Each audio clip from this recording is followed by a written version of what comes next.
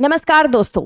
विकसित Bharat guarantee for रोजगार आजीविका मिशन ग्रामीण ये नया बिल आया है और इसी बिल के मद्देनजर हम ये इम्पोर्टेंट टॉपिक ले रहे हैं। ये पर्टिकुलर बिल किस प्रकार से मनरेगा को समाप्त करने आया है और 125 दिन का रोजगार देने आया है, सारी चीजें मैं बताऊंगी, नोट डाउन करते जाइएगा, ठीक है। तो सारा जो इस समय चैलेंज आया है वो महात्मा गांधी के नाम से हटने से भी आया है कि आप महात्मा गांधी के नाम को कैसे हटा सकते हैं। हालांकि ये जो बिल है इसके बारे में पहले हम डिस्कस करेंगे, इसको डेफिनेटली हम देखेंगे। तो ठीक है, ये कैसे लिखा गया है? विकसित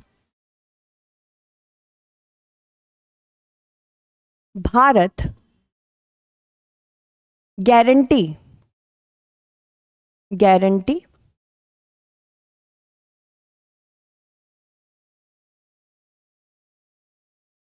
और रोजगार आजीविका मिशन ग्रामीण किस प्रकार से अलग है, तो इसको इंग्लिश में कैसे लिख रहे हैं? विकसित भारत जी राम जी, ठीक है। ये क्या है वो मैंने आपको बता दिया है। ये क्या है बेटा? सबसे पहले क्या पे नजर आएगी हमारी, ये क्या है? ये ग्रामीण क्षेत्र में आजीविका सृजन करने की योजना है, ठीक है। पहली चीज तो ये। दूसरा, ये मनरेगा मिशन को समाप्त करेगी। जो मनरेगा योजना 2005 में आई थी, तो मनरेगा को समाप्त करेगी, ठीक है। ये योजना कहती है कि ये 125 दिन का रोजगार देगी एक साल में, वार्षिक रूप से अगर हम देखें तो।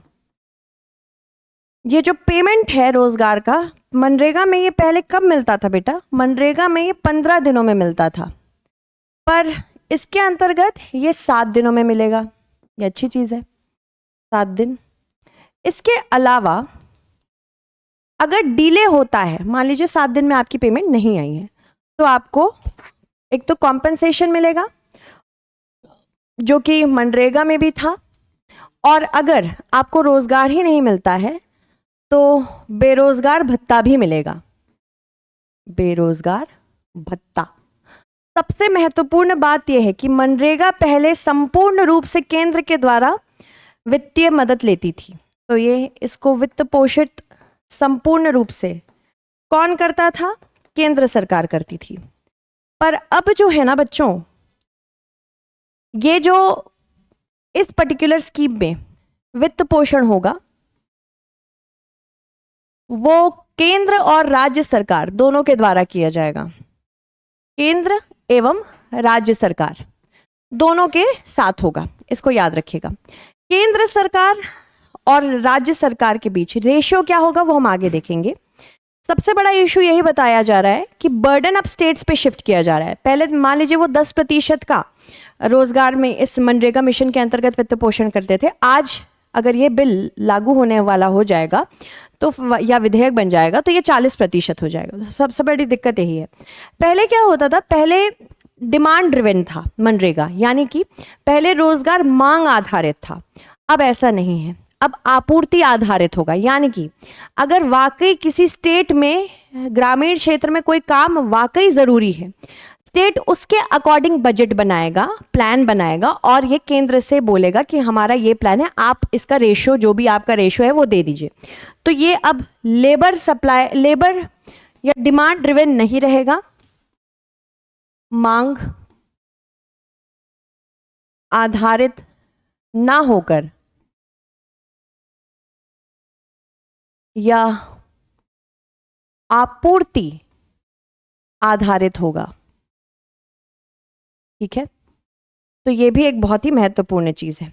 इसके कुछ प्रॉब्लम्स भी हैं, वो भी देखेंगे। इसमें सबसे महत्वपूर्ण एक चीज है कि 60 दिन का एक पॉज पीरियड भी होगा। 60 दिवस का पॉज पीरियड। पॉज पीरियड क्या होता है? ये एक ऐसा समय होगा जब कृषि क्षेत्र में लेबर की कमी रहती है और इस समय सोइंग और हार्वेस्टिंग होती रहती है। तो सोइंग और हार्वेस्टिंग को मद्देनजर रखते हुए यहाँ पे इस योजना के तहत अन्य रोजगार नहीं, ये एग्रीकल्चर में जो लोग लगे रहेंगे वो उसी में लगे रहेंगे। तो हर स्टेट का अलग अलग हो सकता है, कोई दिक्कत नहीं है। मनरेगा 20 साल पहले आई थी, 20 साल पूर्व आई थी, ये 100 दिन देती थी रोजगार, पर ये 125 देगी जो नई आई है। इसके अलावा अकुशल मजदूर, ये भी अकुशल मजदूर पर ध्यान केंद्रित करेगी। राज्यों द्वारा सामग्री लागत, प्रशासनिक खर्च और बेरोजगारी भत्ता वहन किया जाता था। सूखा आपदाओं या फिर आदिवासी व वनवासी क्षेत्रों के लिए अतिरिक्त कार्य दिवसों की अनुमति होती थी। मजदूरी 15 दिनों के भीतर भुगतान की जानी चाहिए, देरी पर मुआवजा मिलता था। मांग आधारित योजना थी, अब आपूर्ति आधारित होगी, जिसकी वजह से रोजगार में कमी डेफिनेटली देखने को हमें मिलेगी। अगर हम बात करें वीबीजी रामजी बिल 2025 की, जैसे मैंने आपको ये सारी चीज़ें तो बताई हैं, ये मैंने आपको बताया है कि अगर 125 दिन भी ज़्यादा सही नहीं पड़ रहे हैं और किसी क्षेत्र में सूखा है या फिर आदिवासी वनवासी परिवार है, तो वहाँ पे एक्स्ट्रा डेज ऑफ वर्क भी दिया जा सकता है। जैसे कि मैंने बताया, साझा वित्त पोषण होगा, वो किस आधार पर होगा? अगर नॉर्थ ईस्टर्न या पूर्वोत्तर भारत के राज्य है तो 90:10 का रेशियो रहेगा, 90 सेंटर के द्वारा और 10 स्टेट्स या नॉर्थ ईस्टर्न स्टेट्स के द्वारा। अन्य विधानसभा युक्त राज्य में 60:40 का रेशियो होगा। विधानसभा युक्त नहीं वाले केंद्र शासित प्रदेश 100% के होंगे और पूर्ण केंद्रीय वित्त पोषण के साझा वित्तीय उत्तरदायित्व की ओर बदलाव हो रहा है। इसके साथ साथ अगर हम बात करें मानक की, तो केंद्र राज्यवार वार्षिक आवंटन की घोषणा करेगा, यानी कि जो बजट आएगा, एलोकेशन मांगा जाएगा स्टेट से, स्टेट ही प्लान बनाएगा, उसके आधार पर दिया जाएगा। आवंटन से अधिक अगर व्यय होता है तो राज्य सरकारें उसकी जिम्मेदारी उठाएंगी, तो ये भी एक बहुत महत्वपूर्ण चीज़ है। बुआई और कटाई के दौरान जो 60 दिन होता है, वो 60 दिन का रोजगार विराम दिया जाएगा, ताकि कृषि क्षेत्र में किसी प्रकार से लेबर की कमी ना हो। इसके अलावा मजदूरी 15 दिनों के बजाय अब 7 दिन में आएगी। अगर 7 दिन में नहीं आएगी तो कॉम्पनसेशन मिलेगा और अगर नहीं मिलती है तो बेरोजगारी भत्ता दिया जाएगा। अधिक रोजगार से सृजन होने वाला है 25 दिनों का। हालांकि सबसे बड़ा चैलेंज ये है, यहाँ कहा जा रहा है कि मनरेगा के अंतर्गत ही 100 दिन नहीं पूरे हो पाते हैं, तो इसमें 125 कैसे कर पाएंगे? तेज आय प्रवाह होगा, साप्ताहिक भुगतान की वजह से वित्तीय अनुशासन बढ़ेगा क्योंकि स्टेट्स खुद बजट बना के देंगे, तो ये भी महत्वपूर्ण है। इसके अलावा बेहतर योजना बनाई जाएगी, पूर्वानुमानित आवंटन से कार्यान्वयन में सुधार होगा। इसी के साथ साथ कृषि समर्थन भी मिलेगा, स्पेशली चरम कृषि अवधि में श्रम उपलब्धता। और लास्ट में अगर हम बात करें तो पलायन में कमी आने की बात हो रही है। पलायन में कमी कैसे? अभी रूरल एरियाज में अगर एम्प्लॉयमेंट जनरेट होगा तो लोग भागेंगे नहीं शहरों की तरफ। चुनौतियां भी बहुत है। पहले तो अगर हम बात करें राज्यों, विशेषकर जो कमजोर वित्तीय राज्य हैं, उनके ऊपर भार बढ़ेगा। साथ ही साथ 60 दिन के कृषि विराम के कारण यहाँ पे कार्य अवधि में रुकावट आएगी और इसमें आय भी नहीं आएगी। और समन्वय आवश्यकताओं के कारण कार्यान्वयन जटिल मिलेगा। शुरू में किस तरह से प्रोग्रेस होता है वो भी देखने की जरूरत है। कार्य उपलब्धता में क्षेत्रीय असमानताएं होंगी। जितना उत्तर प्रदेश में कार्य बन रहा है, जरूरी नहीं मिजोरम में भी उतना ही हो। तो ये जो डिफरेंस है, इसको कैसे सॉल्व करेंगे, ये भी एक बहुत बड़ी चीज़ है। इसके अलावा अगर हम बात करें आगे की राह क्या हो सकती है, पहली बात तो इंश्योर करना होगा कि अगर आपने 125 दिन की गारंटी दी है तो 125 दिन ही काम हो। यानी कि जैसे मनरेगा में 100 दिन गारंटी योजना की जा रही है, पर कितना दिया जाता है? 50 से 60 दिन मुश्किल से बन पाते हैं। पर अगर आपने 125 दिन दिया है, ये तभी लाभकारी होगा मनरेगा से जब आप 125 दिन की रोजगार गारंटी देंगे। ग्रामीण श्रमिकों को नए अधिकारों के बारे में जागरूकता बतानी जरूरी, नहीं तो उन्हें नहीं पता रहेगा कि अब 125 दिन दिए जाएंगे, क्योंकि जब मनरेगा खत्म हो जाएगा तो यही बाकी रहेगा।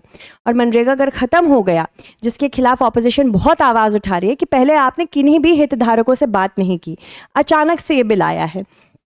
इसके अलावा कार्य और मजदूरी भुगतान ट्रैकिंग के लिए तकनीक का उपयोग करने की जरूरत है। अब तो एआई भी आ चुका है। स्थानीय कृषि कैलेंडर के अनुसार विराम को संरेखित किया जाएगा। नियमित ऑडिट और निगरानी सुरक्षित की जानी चाहिए। सोशल ऑडिट तो मनरेगा में भी ठीक से नहीं होती थी, इसमें की जानी चाहिए।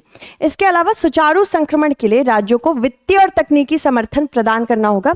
जैसे जीएसटी जब लागू हुआ था तो उसके ट्रांजिशन में हमने कुछ समय, मतलब स्टेट्स को, राज्य सरकारों को केंद्र सरकार ने कुछ समय मदद की थी ट्रांसमिशन में, उसी तरह इसमें भी एक बार ट्रांजिशन में करना चाहिए।